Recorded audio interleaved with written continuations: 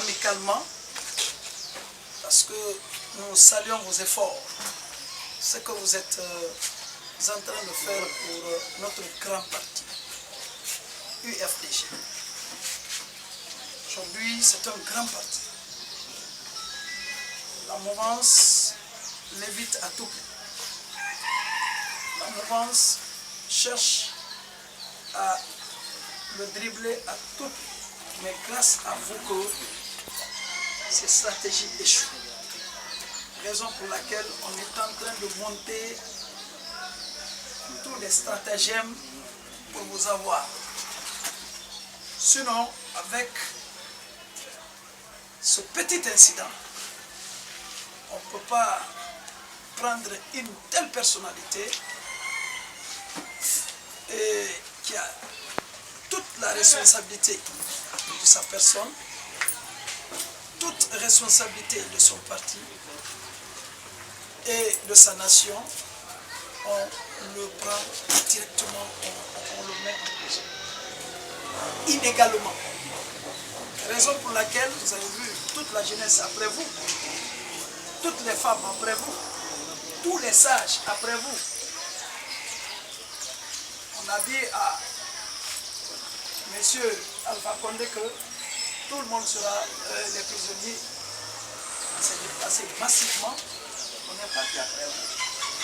Entre-temps, on nous a libérés. Cela prouve que vraiment, vous occupez une place importante. Vous occupez une place importante dans notre milieu, dans notre parti. Donc c'est un plaisir pour nous aujourd'hui de vous retrouver parmi nous. Malgré qu'on n'a pas été à temps informé, c'est à l'improviste. Sinon, tout Bessia sortirait pour vous accueillir. Parce que vous êtes as. Le monde voit ce que vous êtes en train de faire.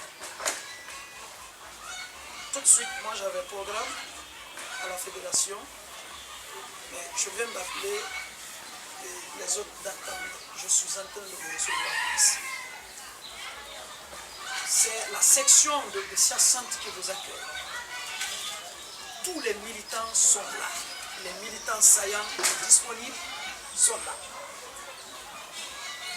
Le secrétaire général de la section étant absent, son adjoint est présent, messieurs Bandoura. Voilà. Les autres militants aussi sont là, viennent et vous saluer, viennent vous rendre hommage.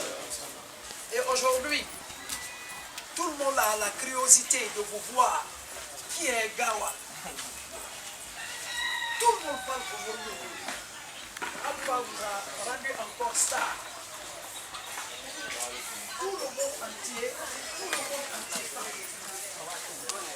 Donc si vous êtes aujourd'hui dans le mur, ça va nous reconforter. Vous êtes chez vous. Soyez sûr que la jeunesse vous supporte.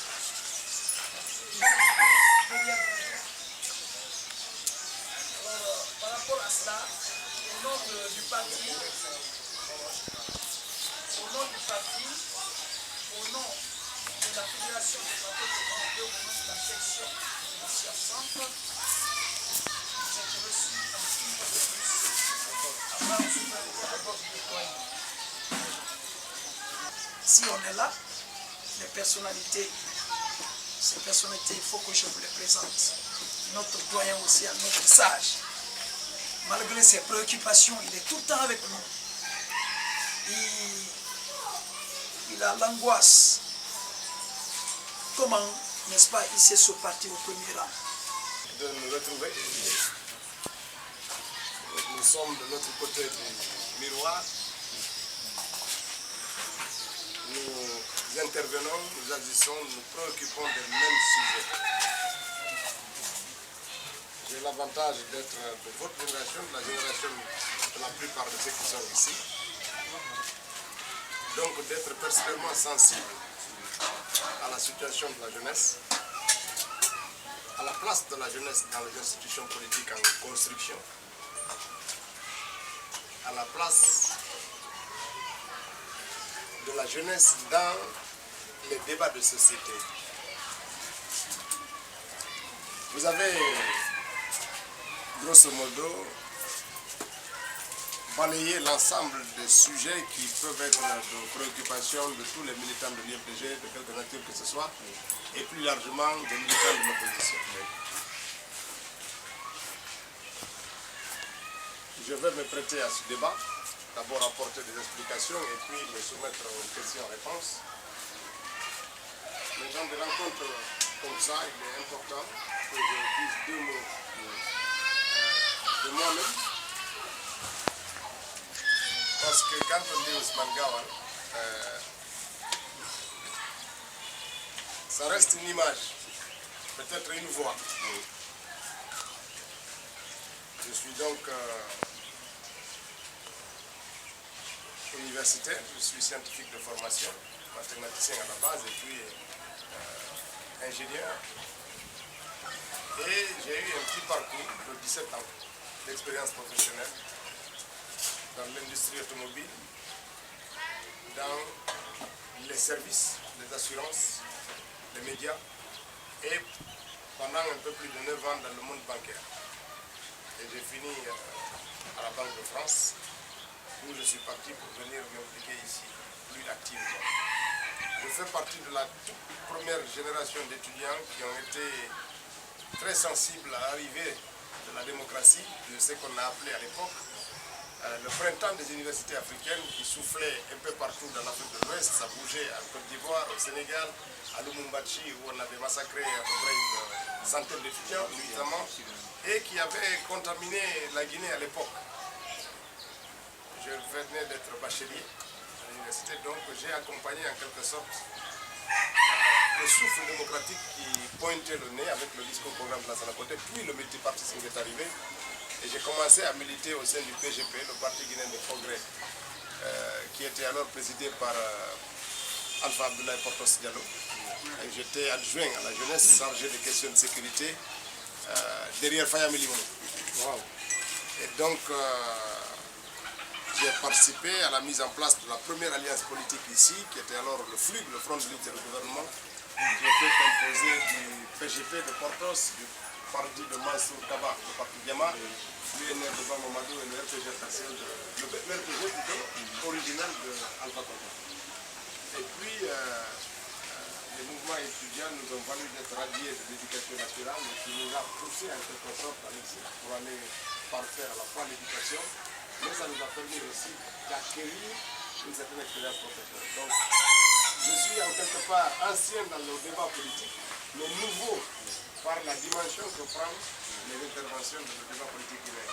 Mais cette parenthèse reste méconnue parce que quand les gens entendent Ousmane Gawal, on voit que c'est une comète. Ça vient d'arriver, on ne connaît pas la Guinée. J'étais là au tout début. Je suis intervenu un bon moment, mais j'ai observé une parenthèse d'apprentissage parce que pendant une bonne période, un peu plus de 10 ans, j'apprenais auprès des états-majors des partis politiques en France, en l'occurrence, en tant que militant de base, à me construire, à construire le discours politique, à construire la réflexion politique. Et donc, c'est une longue période d'apprentissage qui a abouti à ce que je suis en train de développer. Ce que je souhaite dire pour l'UFDG. L'UFDG, comme vous le savez, c'est un parti libéral que nous connaissons tous, qui a l'avantage d'avoir un homme décomplexé à sa tête. Parce que les dictateurs naissent du complexe. Celle n'a aucun complexe vis-à-vis de tout ce qui l'entoure. Il a une bonne expérience. Vous pouvez aborder l'informatique, il va te dire ben, je ne connais pas, hein, c'est pas moi, vraiment, demandez ça à Gawal. Mais tu commences les transports, il va dire ça c'est mon domaine. Je connais la distance entre tel sous-préfet. Les 340 sous-préfectures de Guinée, il connaît par cœur les distances kilométriques. Il va te dire ça c'est mon travail. Non, ça c'est moi, ça c'est moi. Bon, il a son expertise forte. Donc il est sûr de ses compétences et il est conscient de ses limites intellectuelles. Ça fait que c'est un homme ouvert. C'est ce qui fait que nous avons la chance de graviter autour de lui et il permet l'émergence d'autres personnes autour de lui. Parce que ça, ce n'est pas donné. Beaucoup de leaders sont arrivés ici, hein, les Bamamadou, les Siradio, les Alpha. Ils n'ont pas eu d'héritier politique parce que quand tu levais la tête, on te tapait la tête. Or, lui, bah, il encourage les petites têtes à monter en vous entourant de conseils et de plein de choses. Je pense que c'est quelque chose que les jeunes doivent intégrer. Regardez tous les partis politiques guinéens. Il n'y a qu'à l'UFDG où vous avez beaucoup de petites têtes en gestation. C'est quelque chose. Quand je dis qu'on est sensible à la place de la jeunesse dans le débat politique, c'est à ça que je fais référence. Ce n'est pas seulement une jeunesse de faire valoir, c'est une jeunesse d'apprentissage et qui va gouverner. Mais si vous regardez le passé de l'homme, beaucoup de jeunes chefs, beaucoup de jeunes acteurs politiques ont été à la base lancés par Sénégal. Je me parle d'avocat Silla. Quand il l'a nommé ministre, il était tout jeune. Kirili Bangoura, il n'avait même pas la trentaine. Les Tibou Kamara, tous ces gens-là, il les a lancés pendant très longtemps. Et beaucoup d'entre eux sont aujourd'hui des acteurs majeurs du débat politique guinéen. Donc, c'est une culture chez lui de promouvoir la jeunesse. Les jeunes doivent s'en saisir.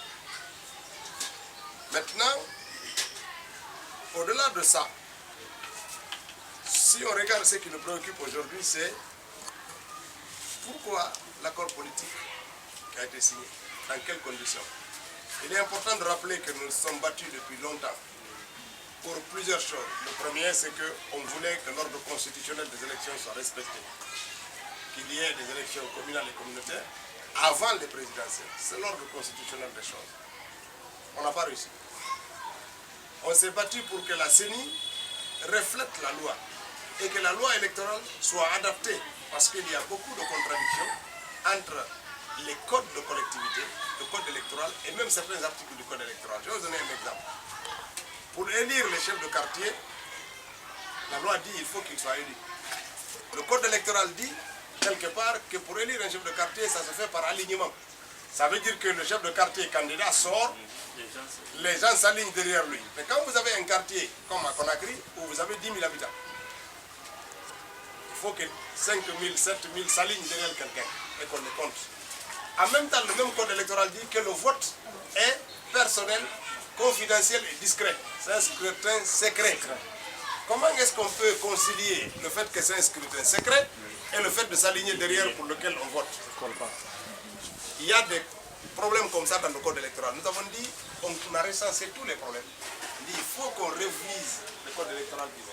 Il faut qu'on adapte l'institution chargée de veiller à la transparence et à l'équité du système. Donc c'était quelque chose de tout à fait naturel. On n'a pas réussi.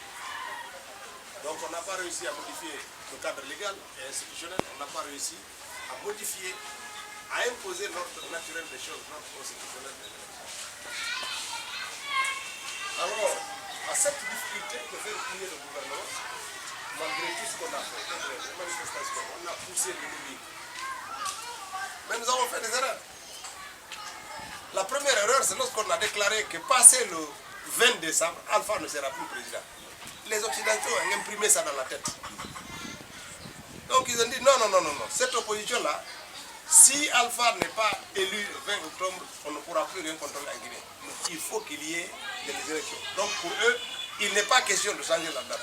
C'est vous-même qui avez dit que si cette date-là arrive, vous comprenez? Donc ça c'était peut-être une erreur à nous, parce que nous avons dit, passez ce délai, Alpha ne sera pas. Et Alpha a profité de ça pour dire non, c'est vrai, hein, si vous laissez ça, la Guinée n'aura plus le président, on reprend dans la transition, et c'est bonjour l'aventure. Première chose.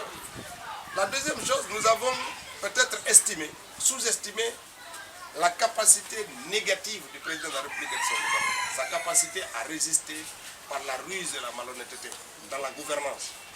Nous l'avons peut-être sous-estimé. Le troisième facteur, c'est que l'opposition n'a pas été unie jusqu'au bout.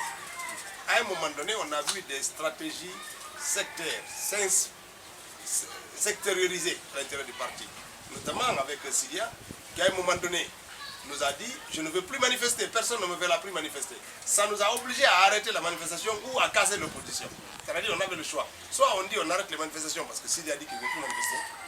Soit on dit, bon, tant pis, il n'a qu'à partir, l'opposition n'existe plus. Donc on a préféré arrêter les manifestations que de casser l'opposition pour maintenir. Donc ça nous a affaiblis.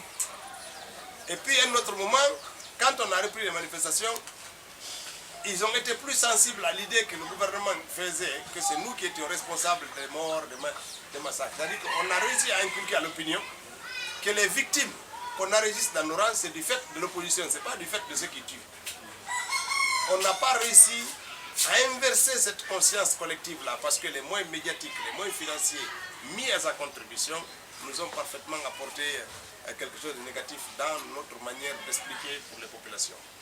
Donc on arrive à une situation où, parallèlement à notre combat, où en fonction de notre combat, le temps avance et le temps n'est pas favorable à nous et on arrive inéluctablement vers la date butoir du 11 octobre. C'est à ce moment qu'Alpha dit, écoutez, moi je suis prêt à accepter, mais voilà mes conditions. Bon. Je ne veux rien céder de ce qu'ils veulent. Voilà tout ce que je peux leur donner, c'est ça. C'est à prendre ou à laisser. S'ils ne veulent pas, il n'y a pas de problème, on va continuer à négocier. Si tu dis que tu ne négocies pas, on dit que tu n'aimes pas la paix. Si tu négocies, c'est aller le matin, revenir le soir pour ne rien dire. Il nous fait perdre du temps. Donc c'est dans ces conditions-là que nous avons reçu la proposition que nous avions formulée nous-mêmes. Il y a très longtemps que moi, je faisais partie de ceux qui avaient dit mettons à la place publique nos propositions, y compris à demander le report des élections présidentielles et législatives pour 2016. Le temps pour nous de tout mettre en œuvre. On dit non, on ne peut pas demander ça. Alpha, si on demande ça, il va prolonger son mandat de 1 an ou de 2 ans parce que c'est nous qui aurons demandé. Et on va faire sauter le verrou constitutionnel. On ne peut pas demander ça. Donc on laissait. Donc on était vraiment bloqués. Et donc quand on nous a proposé la recomposition des communes, ils ont refusé que ça soit étendu sur l'ensemble du pays. Ils ont choisi ce qu'ils voulaient, les communes de plus de 10 000. Pourquoi? Parce que dans les fiefs de l'IFDG, en l'occurrence au Fouta, il y a très peu de communes de plus de 10 000 habitants. Donc le pouvoir va toujours maintenir sa présence dans ces communes. Vous regardez la préfecture de Gawal, il y a une seule commune de plus de 10 000 électeurs. Sur 8 sous-préfectures, 9 avec la commune de Gawal. Il y a une seule sous-préfecture qui a plus de 10 000 électeurs. Vous comprenez? Donc le pouvoir va continuer à maintenir ce tentacule sur l'ensemble de la préfecture en refusant la recomposition des autres structures. Voilà. Or, les communes de la Haute-Guinée ont beaucoup de communes de plus de 10 000 électeurs, mais l'opposition n'a rien, parce qu'on va repartir que sur la base des résultats des proportionnels. Donc le pouvoir va continuer encore à se maintenir ce seigneur-là. Il y a la ruse d'Alpha. Mais on la connaît, mais on ne peut rien. Soit on acceptait ces conditions, ou on continue la négociation, et puis je suis sûr qu'au mois de septembre, il allait nous dire, écoutez, tout ce que vous voulez, j'accepte. Tout ce que je ne fais pas, c'est de bouger la date, parce que la date, c'est la loi. Ça, je ne veux pas. Maintenant, je suis d'accord avec tout. Voilà, il est d'accord, mais on ne peut pas mettre en œuvre. On a dit, il faut éviter ça. Acceptons maintenant. De toute façon, il ne peut pas mettre en œuvre. Ce qu'il va s'engager à mettre là, il ne peut pas mettre. Mais non seulement acceptons pour que l'opinion comprenne qu'on est aussi de bonne foi, et disons à l'opinion ce qu'on attend de lui, les engagements qu'il a pris et qu'il ne peut pas remplir. Maintenant, s'il ne remplit pas, il va falloir que l'opposition sache ce qu'elle veut en ce moment-là. C'est vers ça qu'on va. Nous avons accepté des choses qui ne nous arrangent pas, qui ne sont pas favorables à nous, qui ne correspondent pas à nos exigences de départ, mais qui sont nécessaires pour exprimer notre bonne foi, pour pousser le gouvernement à lui-même déclarer qu'il ne peut pas remplir l'engagement qu'il a signé.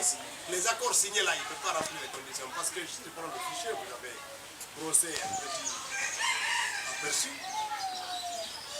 Nous avons recensé l'équipe électorale de l'IFDG, près de 12 pages d'anomalies dans le fichier électoral. Il n'y a plus de fichiers biométriques en Guinée. Le fait de transférer les fichiers de SAGEM à Weimar, de Weimar à ce nouvel opérateur, on a rompu le lien logique entre les gabarits, les images, les empreintes, la photo et les informations alphanumériques. On a rompu le lien logique. Parce qu'un opérateur biométrique, le business qu'il a, c'est sa capacité à récupérer un gabarit, une image d'empreinte, à la crypter dans une information numérique, à créer une clé de combinaison avec ces informations alphanumériques et sa photo. pour que ce soit une information unique et biométrique. Lorsque cette information est répétée dans la base de données, qu'ils soient capables de dire attention, c'est comme quand vous enregistrez un fichier sous, vous donnez le même nom à une autre, alors ce nom-là existe déjà. Sauf que quand vous transférez ça, vous êtes obligé de décrypter, de dézipper l'information pour la rendre une information brute, de transférer d'un environnement à un autre. Vous ne pouvez plus garder de lien logique entre les différentes informations qui composent l'identité d'authentification de l'individu. Vous n'avez plus de base de données. Mais comme cette rupture elle est aléatoire, il y a des citoyens quand ils vont aller devant la machine, bien clairement, ah tiens, ça a un signal, mais il est là.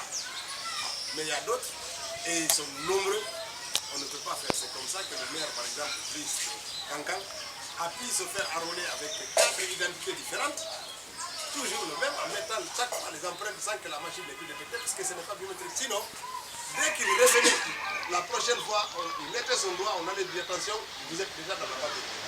Si ce n'est pas fait là-bas, parce que c'est peut-être dans des machines différentes qui s'est enrôlé, dès qu'on regroupait toutes les informations dans le site central devait être capable de dire cette information, ce monsieur est déjà là-bas. Mais ça n'a pas fait. Et on a des gens qui sont dupliqués 40 fois dans la base de données. 40, avec 20 identités différentes. Ils sont 40 fois dans la machine. Et j'en passe. Le pire, c'est que normalement, c'est lorsqu'on a fini de faire la liste électorale, épurée, dédoublonnée, on a enlevé la duplication des informations, on a une base de données propre. En ce moment-là seulement, on crée les bureaux de vote pour affecter les électeurs d'une fiche propre vers les bureaux de vote. Mais là, c'est pas ce qu'ils ont fait. Ils ont une base de données brute, non travaillée, ils ont créé les bureaux de vote, ils ont affecté des gens. Donc, par exemple, ce monsieur qui est présent dans 40 fois, à supposer qu'il soit dans un même bureau de vote, 40 fois. Vous comprenez? Il prend 39 places disponibles pour 39 électeurs qu'on ne peut plus affecter dans ces bureaux de vote-là. Et le bureau de vote, quand on arrive au maximum de 50, il rejette les 501 supplémentaires qui veulent enregistrer, mais il l'affecte de façon aléatoire sur l'ensemble des bureaux de vote disponibles. Ce qui veut dire qu'il n'y a aucun lien entre le bureau de vote, la géographie et le citoyen recensé. Ça veut dire que vous pouvez être aujourd'hui nouvellement recensé ici et vous retrouvez dans un bureau de vote parce qu'il n'y a pas de lien. Le pire, pour solutionner ça, ils ont supprimé les bureaux de vote devant les gens. Ils ont fait des bureaux de vote nuls. À charge pour les carnes. Une fois que cette information est affichée, le citoyen vient voir, il s'adresse à la carne manuellement lui affecte les bureaux de vote. Sauf que la carne là, qui fait ça ne peut pas savoir combien déjà de gens sont dans le bureau de vote. Au site central, ils vont affecter jusqu'à 500 sur un bureau de vote. Ou plus. Mais quand ils vont rentrer l'information là-bas, qu'est-ce qui va se passer? La machine dira, ah tiens, je ne peux pas prendre plus de 500. Donc hop, la personne qui s'attendait au bureau de vote que vous lui avez attribué manuellement va se retrouver dans un autre bureau de vote sans aucun lien avec la géographie de son habitation. Les problèmes sont nombreux, multiples. Pour corriger ça, il faut recommencer le recensement. Mais le gouvernement nous dit non, on peut. On a dit bon, comme vous pouvez, écrivons le détail des problèmes dans l'accord. Ils ont refusé. Pour nous dire demain on n'est pas d'accord. On a rédigé un cahier de charge, le terme de référence qu'on a mis en annexe de l'accord politique qui a été signé. Donc voilà l'enjeu, voilà le problème. Mais pour que l'Union européenne puisse venir avec ses experts, pour que la Banque mondiale puisse financer, pour que les partenaires partenaires là puissent venir s'investir dans le financement, pour amener les experts qui commencent à travailler dans la base, on était obligé de signer. Maintenant qu'ils l'ont signé, les experts n'ont qu'à venir. On veut entendre les experts nous dire, pour corriger ça, on a besoin de 2 mois. Moi, je vais vous donner un exemple. Quand on a ramassé toutes les corrections actuelles, il faut 5 jours pour les réinsérer dans la base.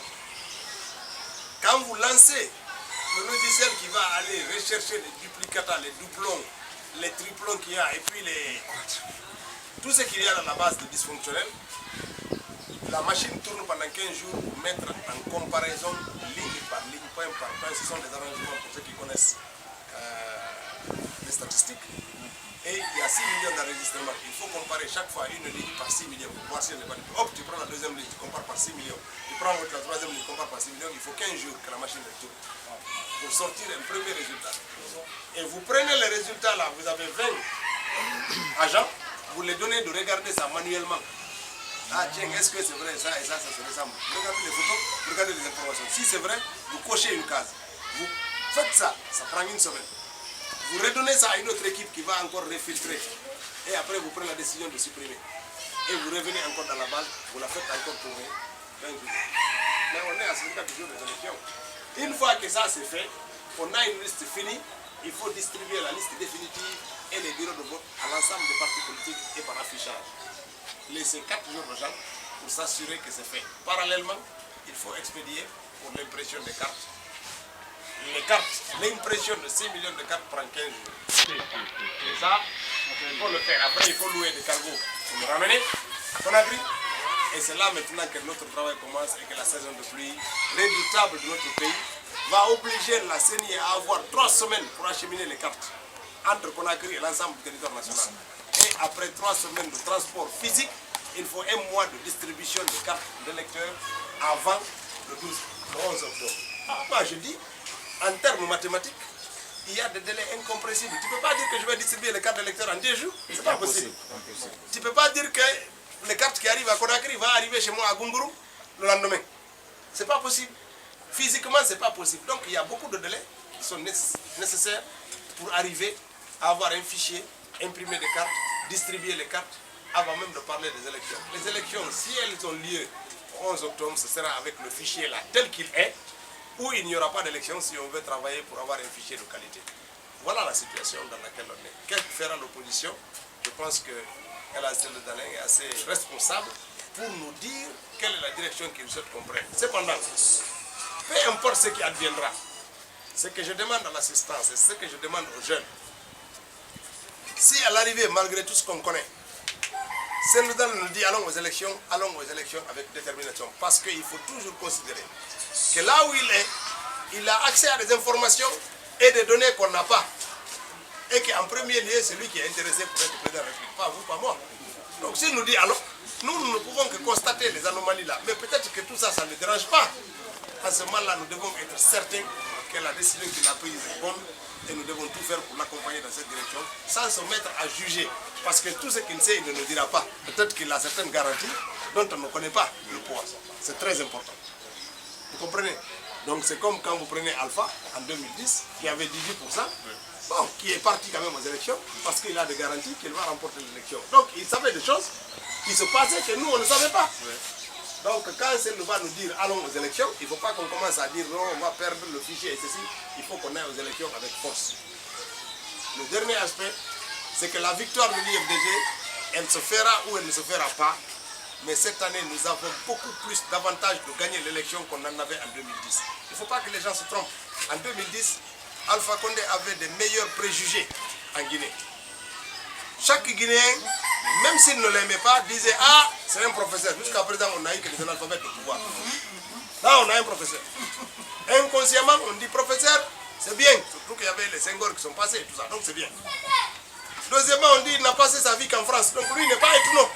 Les choix qu'on connaît ici, là, ça va finir. C'était un bon préjugé pour lui. Troisièmement, il ne s'est jamais mêlé de tout ça. Surtout les élus là, c'est des gens, ils ont détourné, ils ont fait ci. Lui, il arrive, c'est monsieur même propre. Tout ça, c'était bon pour lui. Et puis on dit, il n'a jamais travaillé. On ne savait pas que c'était un handicap. On disait, c'est bon pour lui. Donc il avait ce qu'on appelle des préjugés positifs. C'est tout ça qui sont devenus des boulets pour lui. Parce que maintenant, on sait que le fait qu'il n'ait pas travaillé, c'est un handicap. Il ne connaissait pas la Guinée. Il est pire ethno que tout ce qu'on a connu dans notre pays. Tout ça sont devenus des handicaps. Et puis, il y a le bilan. Maintenant, on sait comment l'homme il fait. On sait qu'est-ce qu'il est capable de faire ou pas. Ce qui est clair, c'est qu'il y a 1,7 milliard de dollars qui sont sortis du trésor public, qui sont dans ces comptes offshore entre la Syrie et Dubaï. Ça, c'est connu. Nous le dirons à l'Assemblée nationale. Dès qu'on va ouvrir la session de budget, on demandera des comptes sur ces 1,7 milliard que le président, qui nous explique où cet argent est parti, qui sont sortis du trésor public. Donc, il y a beaucoup de choses qu'on peut dire aujourd'hui. Ensuite, regardez comment des gens se massacrent pour des motos à Béla. 3 décès. Moi, j'ai vu des images où vous voyez un jeune qui a coupé la main de quelqu'un à Sigri, dans leur combat là. Ben, il courait avec le bras de l'autre comme ça. Vous comprenez? Et je vous assure, il est parti à Kankan parce qu'il y a des risques d'explosion sociale à Kankan et à Maniala. C'est pour ça qu'il concourt. Il court pour éviter. Mais ça va exploser avant l'élection présidentielle. Donc, il y a beaucoup de choses. Et ça, c'est son fief. Les gens ne l'aiment plus là-bas. 400 citoyens de Sigiri sont réfugiés à Kankan. Ils ne retourneront plus à Sigiri. Parce que le RPGD a dit si le RPG1 vient là-bas, c'est la norme. C'est le RPG qui a chassé le RPC. Donc, ils sont en conflit. Et ce conflit existe partout dans notre pays. Alors, s'il ne peut pas maîtriser chez lui, je ne dis rien de la basse-côte et du Fouta. Et en Guinée forestière, là, on vient de découvrir qu'il y a des forestiers et des mandingues. Nous, on pensait que tout ça c'était pareil. Mais les problèmes là-bas, on leur dit bonne chance. Donc, aujourd'hui, Alpha ne sait pas comment faire. Tout le un jeune. Ça, c'est un problème. La deuxième chose, pour gagner, il faut que les jeunes de l'IFDG soient présents sur l'ensemble du territoire national, sur l'ensemble des bureaux de vote du pays. Si on est présent, peu importe qu'on ait dit qu'il y a 2 millions d'électeurs à Kankan, si vous êtes dans tous les bureaux de vote de Kankan, c'est ceux qui se seront levés pour venir voter qu'on va compter. Ce n'est pas ce qu'on dit qui existe, qui n'existe pas. On est d'accord? Oui. Donc il faut que les gens acceptent cette idée, que les jeunes doivent s'engager. C'est pour ça que les fiches d'enrôlement qu'on vous a distribuées, il faut les prendre au sérieux et enrôler autant de gens possible. Nous cherchons entre 30 et 35 000 jeunes à distribuer sur l'ensemble du pays pour que le jour des élections, si l'IFDG doit participer, que ce soit le bataillon là, grâce à sa détermination, à sa clairvoyance, que l'IFDG va construire sa victoire au sein de l'IFDG. Peu importe les types du pouvoir. Il faut que les jeunes aussi aient cette conviction. Parce que personnellement, je suis persuadé que quelle que soit la situation, Alpha ne nous fera ni un fichier propre, ni une CENI incompétente. Mais nous devons dans ces conditions-là gagner l'élection. Et pour ça, il n'y a pas mieux que la détermination. Et pour qui dit détermination, qui dit engagement, dit jeunesse. Je vous remercie. Merci. Diallo Alpha Oma, je suis le secrétaire général de la section de Simbaya 2, chargé de l'information à la Fédération Bureau Jeune, Fédération de Matoto 2.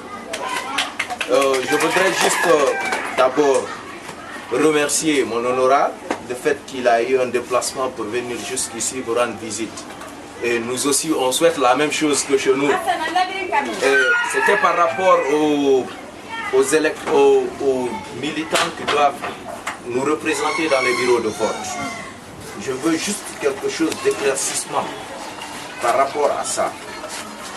Les gens qui seront distribués dans les bureaux de vote, surtout en Haute-Guinée et en forêt, quelle est votre décision par rapport à la sécurité de ces personnes? C'est juste ma question. Je vous remercie. Bon, merci beaucoup. Je pense qu'il ne faut pas tomber dans la paranoïa. Il ne faut pas du tout, parce que si vous tenez un discours comme ça, vous effrayez les gens. On prend des enfants du RPG qui vont à Gungrun chez moi, ou même nous, quand on meurt là-bas, personne n'est informé. Pour surveiller nos bureaux de vote, les gens là ne cherchent pas une autre sécurité, ils n'ont pas peur. Au premier tour, ils ont fait ça. Aux législatives, ils ont fait ça. Dans toutes les préfectures du Fouta. Ils n'ont pas peur. Pourquoi nous, on devait avoir peur pour aller surveiller un bureau à Sigiri ou à Kouroussa à Kanga? Si on doit chercher des surveillants, des gens qui surveillent, on s'en sortira après. Vous arrivez dans des sous-préfectures où on est représenté, où l'IFDG a une section qui va vous accueillir, qui va vous donner à manger, qui va vous amener là-bas dans un bureau de vote pour vous montrer. C'est très important. Il ne faut pas que quelqu'un nous suscite l'idée comment on va sécuriser les gens qui vont aller pour sécuriser les bureaux de vote. Non, on n'est pas en guerre. Donc il faut que chacun d'entre nous ose, sans rien. Personne ne sera tué ni frappé parce que vous allez surveiller. D'ailleurs, si on vous frappe le jour du vote là, le bureau est annulé. Ce jour-là, vous êtes des princes. Ce jour-là, vous êtes des princes. Donc il ne faut avoir aucune crainte par rapport à ça. C'est pour ça que je parle de détermination au niveau des jeunes. N'ayez aucune crainte, vous devez pouvoir vous déployer partout sans avoir une crainte quelconque. C'est très important. Parce que n'oubliez pas que les autres ils font pareil. Moi, on a vu des gens pendant la campagne, n'est-ce pas, du RPG, mais qui ne connaissaient rien. Dans des localités où le RPG n'existait même pas. Dans tout Malanta, le RPG n'a eu que 250 voix. Tout Malanta. Malanta est plus grand que la baie. Mais ils n'avaient pas peur. Ils avaient beaucoup de bureaux de vote où il fallait marcher. Même les motos ne vont pas là-bas. Il fallait marcher pour aller trouver ton bureau de vote. Souvent 5 km, 10 km, mais les gens marchaient. Ils allaient là-bas dans la brousse là. Ils surveillaient pour le RPG. Ils revenaient avec leur PV. Soyons capables de faire la même chose. C'est fondamental. Maintenant, il ne faut pas que... Parce que quand vous dites sécurité, moi je vous comprends, hein, vous suscitez une question. Mais c'est une question qui peut effrayer. Dès qu'on suscite la question là, les gens peuvent vous dire, ah tiens, peut-être que ce sera comme ça. Quand vous allez aujourd'hui à Sigiri, vous avez plus de peur à Sigiri que de Malinké? À Sigiri ça. J'étais à Malaya, j'étais à Lero, j'étais à Sigrini. Mais il y a que nos parents coopèrent, les personnes sont partout, surtout alors là-bas. C'est nous qui créons là-bas. C'est nous qui cherchons l'argent dans ce pays. Partout où on cherche de l'argent là. C'est nous seulement, pas seulement par pour l'art, tu verras tes parents seulement. Moi, quand j'entendais Kamati Madia, le village de Mandiang, je ne savais pas que tout le village de Mandiang c'est des peuls. Tous c'est des éleveurs là-bas. Tous c'est des peuls récents, venus de l'abbaye de Dingiraï qui sont installés là-bas. Tout Kamati Madia, même Mandiang il a des peurs. C'est vrai. Il était là-bas dans sa famille, mais tout le monde, c'est des peuple. Donc, il ne faut pas avoir de crainte par rapport à ça. Vous serez mis dans les conditions pour aller surveiller les élections pour les jeunes qui viendront, sans aucune crainte pour l'insécurité. Sans aucune crainte pour l'insécurité. Je parle au nom du parti. Moi, personnellement, ça fait longtemps que je suis dans le parti.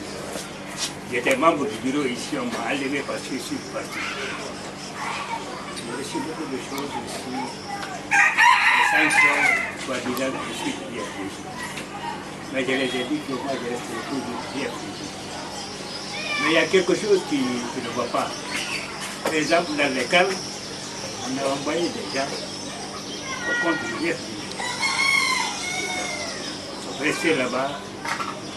On me dit que vous devez donner 300 000 après. Je n'ai reçu aucun pas. J'ai mon offre ici. Même un franc, je n'ai pas reçu.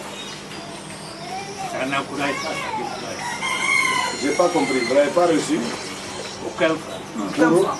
Pendant Pour les câbles. Pour les câbles. Ah, pour les câbles. Pour les câbles, oui. Oui. Je n'ai reçu aucun franc. Mais ça ne va pas décourager. Pour d'autres, ça les décourage. Après, on ne peut pas dire que je suis arrivé. Ils ne sont pas là-bas pour problème d'argent.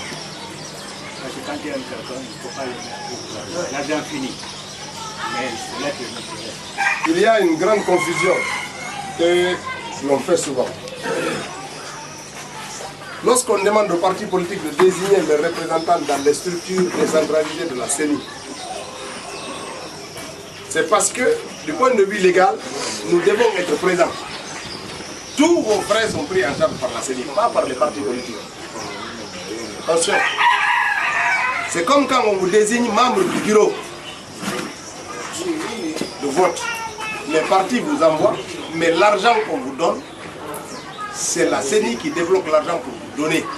Nous, quand vous avez un délégué adjoint, on vous met un deuxième délégué, celui-là on le prend en charge. Mais le délégué titulaire du bureau de vote, ses frais sont payés par la CENI. Les membres de la carte désignés par les partis politiques, leurs frais sont pris en charge par la CENI. Pas par les partis politiques. Sinon, on ne s'en sortirait pas. Il y a plus de 2500 cartes dans le pays. Donc attention à ça. C'est très important que cette information soit connue. Si vous n'avez pas reçu vos perdièmes, ce sont les gens des CESPI dans les sous-préfectures ou des CEPI, hein, dans les préfectures qui gèrent ça. Je ne sais pas comment ça s'appelle, la CECI, qui gère ça. C'est eux qui gèrent, c'est eux qui reçoivent les fonds pour ça. Ce n'est pas les partis. Nous, on nous envoie, en tant que, c'est comme les membres qu'on a à la CENI aujourd'hui, les Adjabi et tout, ce n'est pas nous qui les payons. C'est la CENI qui les paye. Là, c'est que ça. Donc quand on vous désigne là-bas, c'est comme les gens là. Dans les structures décentralisées de la CENI, c'est la CENI qui paye.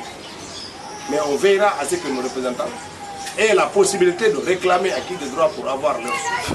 En tous les cas, si vous n'êtes pas rentré dans vos frais, il est aussi de votre devoir de nous signaler. On va vous mettre en relation avec en ce moment-là le représentant à la CENI, les Adjabia ou Dr Dieng, pour ce qui concerne l'UFDG, pour que ces gens-là diligentent le traitement, la mise à disposition des traitements auxquels vous avez droit.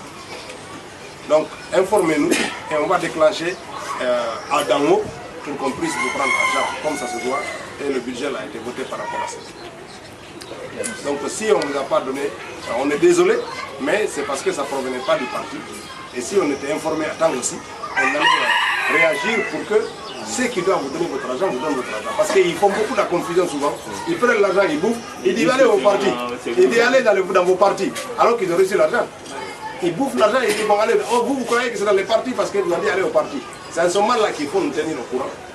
Si vous ne nous avez pas directement appelé, dans le parti c'est Dr Dieng qu'il faut appeler. Dans le parti. C'est lui qui s'en occupe.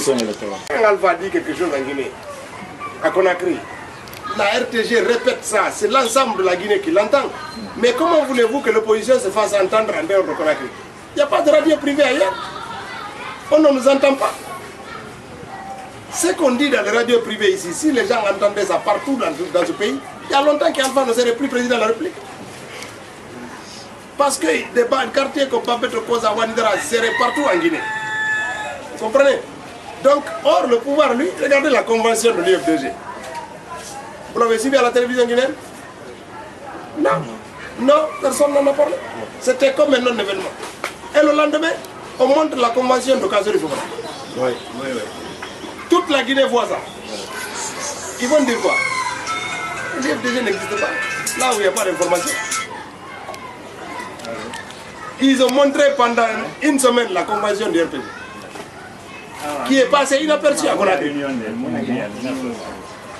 Et le fait pour l'opposition d'avoir aussi mis un accent particulier sur ma détention a permis de masquer la convention du RPG. Attention, on n'a pas vécu ça comme ça. Aussi longtemps qu'on parlait d'Ousmane Gawal, aussi on oubliait de parler de la convention du RPG Arc-en-Ciel qui se faisait en même temps. C'était pas rien.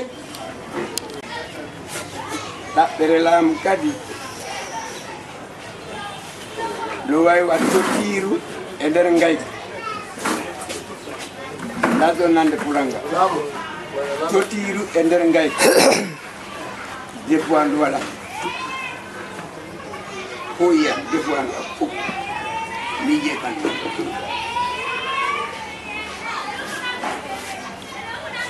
kala woldo da de la moto wini do da bande Ousmane Gawal lam moto wini da bande Sellu lam mami yo da bande soare la yo da ban hore makko parce que la Guinée woni divisé no kedi mi yaado ko IFDG mi yeti to hadara ngal ko bentu way wayro RPC kambe kan ono no IFDG ko yon andu kadi wona onon natto IFDG ko lamoto hebi taw lamungo ko onon wakkilo to ko onon dabbe ko dira baaw ko woni dum mangore greffier e mango pulore ko dum buri jando ko dum wande buri jando ko bay ko en dan jidi si tay ko en dan gotan tan janda ta hara hida nyaadi ko dan janda ta be wona en tan wala mo ananataka di ko sabutu dakam ko wiya la ya wakkilo fu ko nanata ko be inata Gawal le zero wota nan Gawal le bien nanata si aliba ma hande wakkilo la saliba ma jangu wakkilo la no gasa fa jangu Gawal nakani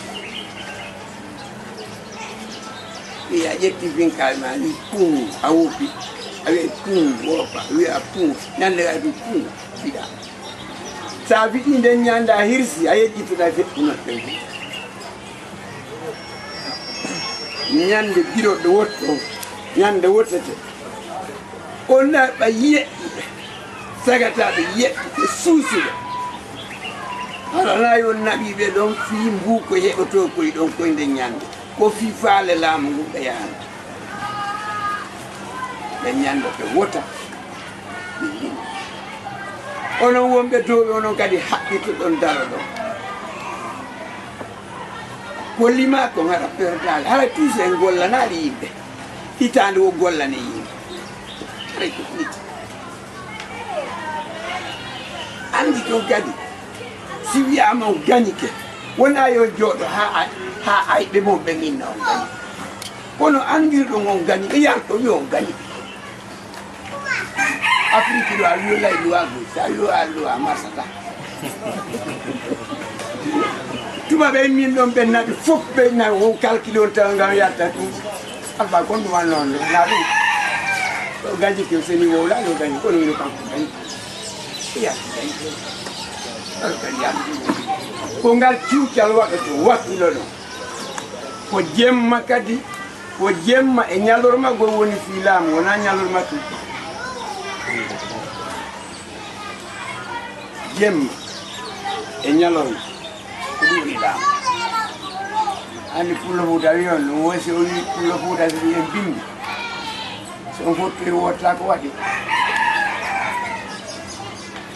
awara koyo wakkilo ha on pewmi maaya heɓata jewmi pewmi maaya heɓata laamu pewmi maaya heɓata ɓeygu ɓeygu so yeƴƴi sa wakkilaka heɓata laamu ne tawno yeƴƴi sa wakkilaka heɓata a wattanke a yaltiti laamu heɓa laamu e waɗi so wakkila heɓa Allah yo heɓi si on heɓi kadi lagine fof anda jaako onon wonno waɗi lagine civilisation par ce que onon yarduɓe yahi leyɗe ni on andi